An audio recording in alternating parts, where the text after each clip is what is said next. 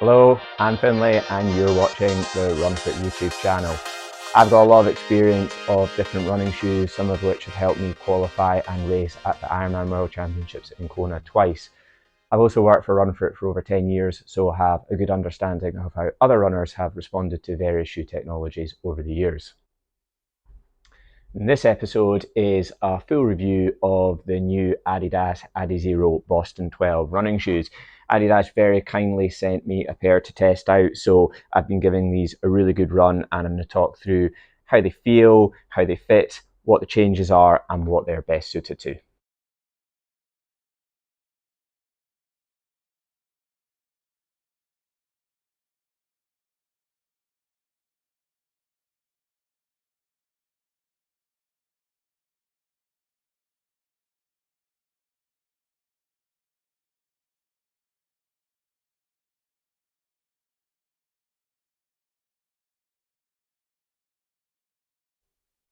Let's start with what's changed then, and undoubtedly the biggest change is new LIGHTSTRIKE 2.0 foam.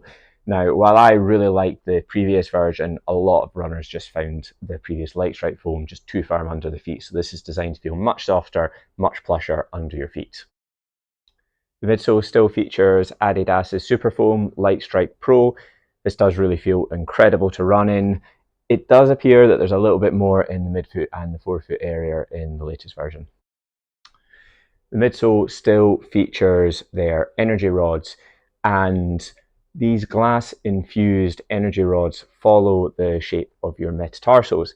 And the reason for not using a plate is that these energy rods can move independently of one another, so it creates a slightly smoother underfoot experience. But like a plate, they increase the energy return and propulsion that you feel from the midsole.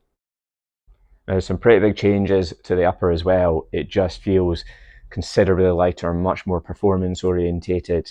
Got a super thin tongue here, so the fit's much closer to what you'll get in the Adios Pro 3.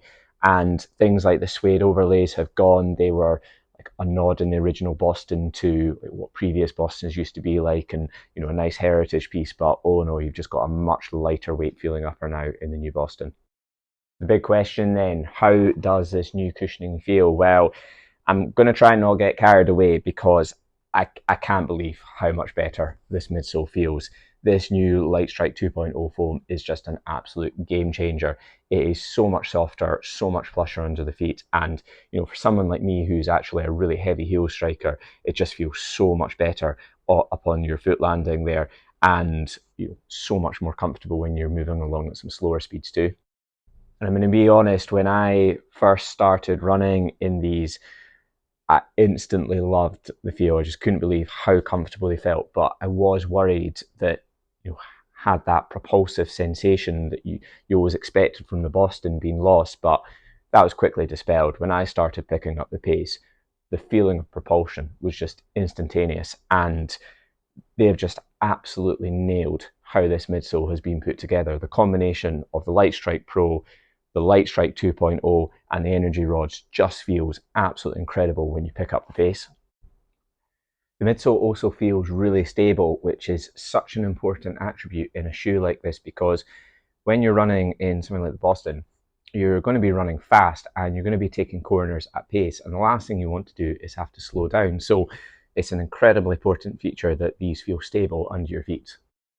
What's seriously impressive about the midsole is just how good it feels at different speeds. If you're doing short, hard reps, the midsole responds incredibly well, but then also feels really comfortable when you're jogging along at easy efforts, and also in your warm up and your cool down. But it then feels incredible when you're doing those longer, steadier efforts. So just all round incredible performance at a range of speeds. The following images are some screenshots from some of the runs that I've done in the Boston 12s, which really just highlights the versatility of these running shoes.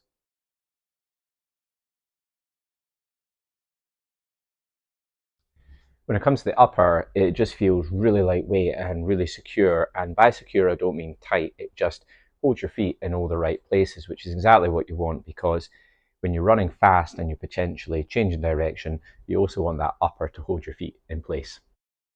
I think the updated tongue design is a really good change. I actually quite like the previous model, which had a fully gusseted tongue, but this weirdly feels like it holds your foot a little bit better. And I think that's where that real sense of containment comes from the top of the shoe. And I think if you pick these up and you looked at these, you can see how thin the back of the shoe is, but it's actually surprisingly supportive and really does hold your ankle into place. These little pods, these pads of foam on the inside of the heel collar there also do a lot to just keep your foot in place and stop it from slipping around. When it comes to the fit, I've said this on other videos, I've got quite a broad forefoot and I find the toe box in this really accommodating, so it will definitely suit that broader foot shape. If you do have a narrower foot though, you can definitely cinch the laces up a little bit more and get that tighter fit across the foot. I always say with Adi shoes, I jump up half a size in comparison to my normal running shoe size, and that's just because the size conversion is a little bit different from what the norm is.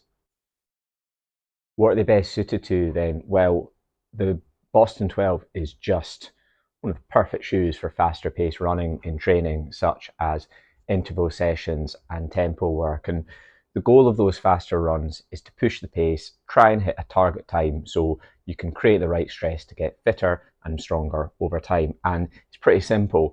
This midsole geometry just makes it easier to hit those paces.